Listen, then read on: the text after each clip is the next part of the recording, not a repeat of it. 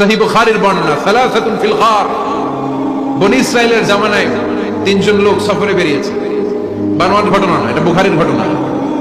সফরে বেরিয়েছে, মরুভূমির মাঝখানে প্রতিমধ্যে প্রচন্ড তুফান আর বৃষ্টি। বৃষ্টি থেকে বাঁচার জন্য এর একটা পাহাড়ের গুহার ভিতরে ঢুকেছে।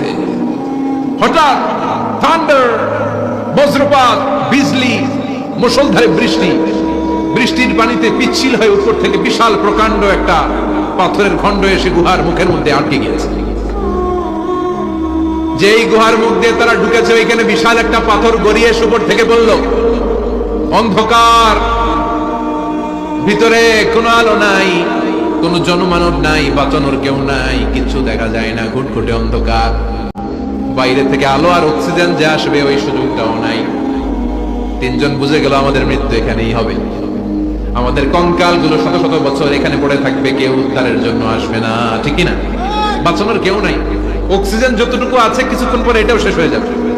তিনজনের একজন বললে আমাদের বাঁচানোর কেউ নাই, একজন ছাড়া তিনি কে? আমাদের তিনজনের জীবনের এমন কোন নেক আমল আছে কিনা যেটা দিয়ে আল্লাহর কাছে দোয়া করা যায়? কার জীবনে কি নেক আমল আছে যেই নেক আমলটা দুনিয়ার কোনো মানুষকে দেখানোর জন্য করা হয় নাই, শুধু করা হয়েছে কার জন্য? এরকম কোন নেক আমল থাকলে দোয়া করা শুরু করো, এছাড়া আমাদের বাঁচার কোনো উপায় নাই। একজন দোয়া করা শুরু করলো, হাদিসে লম্বা একটা হাদিস, আমি সরল বঙ্গানুবাদ শোনাচ্ছি। একজন দোয়া করা শুরু করলো, একজন বলতে শুরু করলো, আল্লাহুম্মা কানা লি আবাওয়ান শাইখান কাবীরান, ও আল্লাহ, আমার বৃদ্ধ বৃদ্ধা মা বাবা ছিল, আমি পেশায় ছিলাম রাখাল, প্রতিদিন রাখালগিরি করার পরে, ছাগলের দুধ দহন করার পরে যখন বাসায় ফিরে আসতাম, সবার আগে আমি আমার আব্বা আম্মারে দুধ খাওয়াতাম। আব্বা আম্মাকে দুধ খাওয়ানোর পরে আমার সন্তানদের মুখে, আমার স্ত্রীদের মুখে আমি দুধ তুলে দিতাম। একদিন আমার আসতে দেরি হয়ে গেল, এসে দেখি আব্বা আম্মা ঘুমিয়ে গেছে। দুধের বাটি নিয়ে আমি আব্বা আম্মার মাথার সামনে দাঁড়িয়ে রইলাম। মনে মনে ভাবলাম, আব্বা আম্মা যখন ঘুম থেকে জাগবে, আব্বা আম্মারে আগে আমি দুধ খাওয়াবো, তারপরে ছেলে মেয়েরে খাওয়াবো, স্ত্রীদেরকে খাওয়াবো। দাঁড়িয়ে রইলাম, আমার ছেলে মেয়েরা এসে আমার কাছে বললো, আব্বা খাবার দাও, আমি দেই নাই। ক্ষুধার জ্বালায়, ক্ষুধার যন্ত্রণায় পাগল পড়া হয়ে আমার কলিজার টুকরা ছেলে মেয়েগুলো আমার পায়ের মধ্যে পড়ে কাঁদতে লাগলো, আব্বা একটু দুধ দাও, ক্ষুধা লেগেছে। ও আল্লাহ, আমি দেই নাই। ফজর পর্যন্ত দাঁড়িয়ে রইলাম। ফজরের সময় যখন আব্বা আম্মা ঘুম থেকে উঠলেন, সবার আগে আব্বা আম্মারে দুধ খাওয়ালাম, তারপরে ছেলে মেয়েদের মুখে তুলে দিলাম। ও আল্লাহ, ও আল্লাহ, ওই দিনে সারা রাতটা আমি দাঁড়িয়ে আব্বা আম্মার জন্য যে দাঁড়িয়েছিলাম, দুনিয়ার কাউরে দেখানোর জন্য নয়, শুধু তোমারে খুশি করার জন্য। ওই রাতের ইবাদতটা যদি তোমার কাছে পছন্দ হয়, ফাফরিজ আন্না মা নাহনু ফি, আজকে যেই বিপদে আমরা আছি, বিপদ থেকে তুমি বাঁচাও। বলার সাথে সাথে 1/3, 1/3 পাথরটা ডান দিকে সরে। সুবহানাল্লাহ পড়বেন না? এবার বাইরে থেকে আলো আসতে শুরু করেছে, অক্সিজেন ঢুকতে শুরু করেছে, তাদের মনের মধ্যে স্বস্তি ফিরে এসেছে। এবার দ্বিতীয় জন দোয়া শুরু করলো, আল্লাহ, আমার এক চাচাতো বোন ছিল, এত সুন্দরী, আমার জীবনে এত সুন্দরী নারী আমি দেখি না, এত সুন্দরী নারী।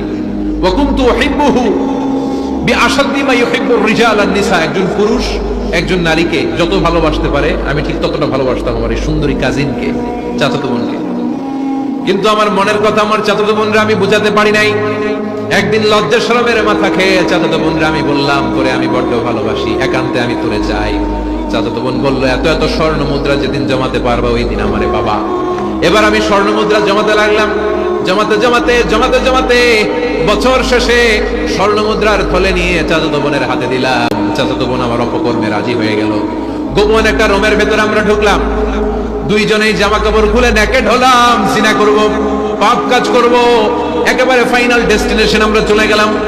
পাপ কাজ যখন আমরা শুরু করব, ইন দা মিন টাইম আমার চাচাতো বোন আমার ডেকে বলে, ও আমার চাচাতো ভাই, ইত্তাকিল্লাহ, ইত্তাকিল্লাহ, আল্লাহরে ভয় কর, আমার সতীত্ব নষ্ট করে দিস না। আল্লাহ ওই মুহূর্ত থেকে ফিরে আসা কোনো পুরুষের পক্ষে সম্ভব ছিল না। ইত্তাকিল্লাহ, এই বাক্যটা শুনে, তোমার আওয়াজ শুনে আমার কলিজার মধ্যে কাঁপুনি ছুটে গিয়েছে। তোমার নাম শুনে আমি আর ধৈর্য ধারণ করতে পারি নাই, চিৎকার মেরে জামা পেড়ে ওই ঘর থেকে বের হয়ে গেলাম। ও আল্লাহ, শুধুমাত্র কেবলমাত্র একমাত্র তোমার ভয়ে ওই দিন আমি আমার চাচাতো বোনের সাথে পাপ কাজে লিপ্ত হই নাই।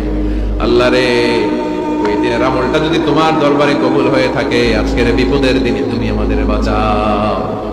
বলা মাত্রই এই দোয়া আল্লাহর কাছে এত কবুল হয়েছে, কারণ আল্লাহর ভয় এটা পৃথিবীর সবচেয়ে বড় ইবাদত। চিল্লায় বলে ঠিক কিনা? যাদের হৃদয়ে আছে আল্লাহর ভয়, তারা কবু পথ ভুলে যায় না। আল্লাহর প্রেম ছাড়া এই দুনিয়ায় কারো কাছে কোনো কিছু চায় না, ঠিক কি না? আল্লাহর ভয় আল্লাহর কাছে সবচেয়ে বড় প্রিয় ইবাদত। আল্লাহর কাছে দোয়াটা এত পছন্দনীয় হয়েছে, মুহূর্তের মধ্যে 2/3 পাথরটা গুহার মুখ থেকে ডান দিকে সরে যায়। 2/3 পাথর এখন সরে গিয়েছে। এবার তারা বেরোতে চেষ্টা করবে, দেখে যায় হাত বেরোয়, কারো পা বেরোয়, মাথা বেরোয়, কিন্তু পুরো বডিটা নিয়ে বেরোয়া যায়। বাকি আছে কয়জন? কথা কন। এবার 3 নাম্বার লোক দোয়া করতে শুরু করেছে, আল্লাহ ইন্নী ইস্তাজারতু উজারা ফাদাফাতু সামানাহুম। আল্লাহ আমি অনেকগুলো শ্রমিক ভাড়া করেছিলাম, তাদেরকে দিয়ে কাজ করিয়ে তাদের ঘাম শুকিয়ে যাওয়ার আগে প্রত্যেকটা শ্রমিকের পারিশ্রমিক আমি দিয়ে দিয়েছি। সবগুলো শ্রমিক আমার কাছ থেকে পারিশ্রমিক বুঝে নিয়েছে, একজন ছাড়া। একজন না নিয়ে চলে গেছে। তার টাকা তারে আমি বুঝাই দিতে পারি নাই। তার রেখে যাওয়ার টাকা দিয়ে আমি কয়েকটা ছাগল কিনলাম।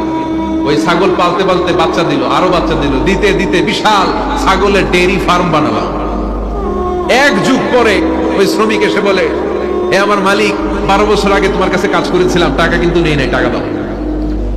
আমি বললাম, ওই যে বিশাল ছাগলের বড় একটা ডেইরি ফার্ম দেখা যায়, পুরো ডেইরি ফার্ম তোমার, ডেইরি ফার্মটা তুমি নিয়ে যাও। শ্রমিক আমারে বলতে লাগলো, তাস্তাজিউ মিন্নি, আমার সাথে ঠাট্টা করো নাকি?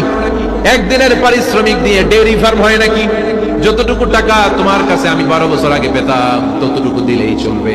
তারে আমি বুঝিয়ে বললাম, তোর টাকা দিয়ে ছাগল কিনেছি, ছাগলের ব্যবসা করে ডেইরি ফার্ম বানিয়েছি, একটার পর একটা ছাগল বাচ্চা দিতে দিতে আজকে হাজার হাজার ছাগলের এই ডেইরি ফার্ম, পুরো ডেইরি ফার্মটা আমি তোরে দিয়ে দিলাম। বলা মাত্র ওই শ্রমিকটা ডেইরি ফার্ম নিয়ে চলে গেল। মাবুদের এই কঠিন বিপদের দিন সে শুধু দাবি করেছিল তার পারিশ্রমিক, তার পারিশ্রমিকের টাকা তার হাতে দিলে সে খুশিতে বাকবাকু, কিন্তু তার বদলে পুরো ডেইরি ফার্মটা আমি তার হাতে তুলে দিয়েছি একমাত্র তোমার সন্তুষ্টির জন্য। ওই দিনের আমলটা যদি তোমার দরবারে একটুও ভালো লেগে থাকে রে মাওলা, আজকের কঠিন বিপদ থেকে বাঁচাও। বলতে দেরি মুহূর্তের মধ্যে বিশাল পাথর খণ্ডটা গুহার মুখ থেকে ডান দিকে সরে যাও। আল্লাহর শুকরিয়া করে 3 জন বের হয়ে যায়। সহিহ বুখারীর বর্ণনা। আপনার জীবনে এমন কোন নেক আমল যদি থাকে যেটা শুধু আল্লাহর দেখানোর জন্য করছেন, আমরা আমল করব অবশ্যই দেখানোর জন্য, তবে মানুষকে নয়। কারা দেখানোর জন্য? আমাদের সব দেখানো হবে একজনকে। চিল্লায় বলেন, তিনি কে? দোয়া করলে যে কবুল হয় বিশ্বাস হয় মুসলমান। নেক আমলের ওসিলা দিয়ে দোয়া কবুল হয়। আপনার জীবনে যদি কোনো নেক আমল থেকে থাকে, যে নেক আমলগুলো আপনি আল্লাহর সন্তুষ্টির জন্য করেছেন, আমি আজকের মাহফিলে আল্লাহর নামে একটা কসম কেটে বলে যাই, ওয়াল্লাহি, আল্লাহর কসম করে আমি আপনাদের বলছি, আপনার জীবনের এমন কোন নেক আমল যদি থাকে যে আমলটা শুধুমাত্র কেবলমাত্র আপনি আল্লাহকে খুশি করার জন্য করেছিলেন, ওই নেক আমলের ওসিলা দিয়ে দোয়া করতে দেরি হবে, দোয়া কবুল হতে দেরি হবে। বিশ্বাস হয়?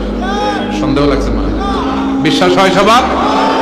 নেক আমলের ওসিলা, ওই নেক আমলটা শুধুই হয়েছে কার জন্য?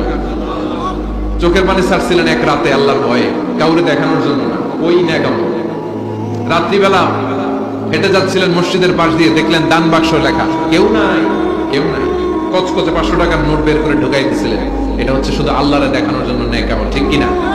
আল্লাকা সিররুন ইনদাল্লাহ বাইনাকা আনতা ওয়া বাইনাল্লাহ, আল্লাকা সাদাকাতুন তাখফা লা ইয়ালামুহা ইল্লাল্লাহ, আল্লাকা সিররুন ইনদাল্লাহ বাইনাকা আনতা ওয়া বাইনাল্লাহ, আল্লাকা সাদাকাতুন তাখফা লা ইয়ালামুহা ইল্লাল্লাহ। সুবহানাল্লাহ পড়েন। আল্লাকা সিররুন ইনদাল্লাহ, তোমার আর তোমার রবের মাঝে গোপন কিছু আছে কি যেটা আল্লাহ ছাড়া কেউ জানে না? তোমার কি কোনো গোপন দান আছে কি যেটা আল্লাহ ছাড়া কেউ দেখেনি? সুবহানাল্লাহ পড়েন। এমন কোন আমল যে আমলটা আপনি করেছিলেন শুধু আল্লাহর খুশির জন্য, ওই আমলের ওসিলা দিয়ে দোয়া করলে কবুল করবে কি? বিশ্বাস হয়? আপনার এমন কোন নেক আমল যদি থাকে যেটা আপনি আল্লাহরে খুশি করতে করছিলেন, ওইটার ওসিলা করে দোয়া করে দেখেন, ওই দোয়া কবুল করে নিবে কে? রাজি আছেন তো? সব সময় অন্যায় হয়ে গেলে, পাপ হয়ে গেলে তওবা করব কার কাছে? বিপদে আপদে সব অবস্থায় আস্তাগফিরুল্লাহ পড়তে রাজি আছেন তো? আর জিকির চলবে একজনের, চিল্লায় বলেন তিনি কে? আর সব সময় দোয়া করব কার কাছে? রাজি আছেন তো সবাই? আল্লাহ আমাদের সবাইকে কথাগুলো বুঝার ও আমল করার তৌফিক দান করুক। আমরা পড়ি আমিন। আর জোরে পড়ি আমিন।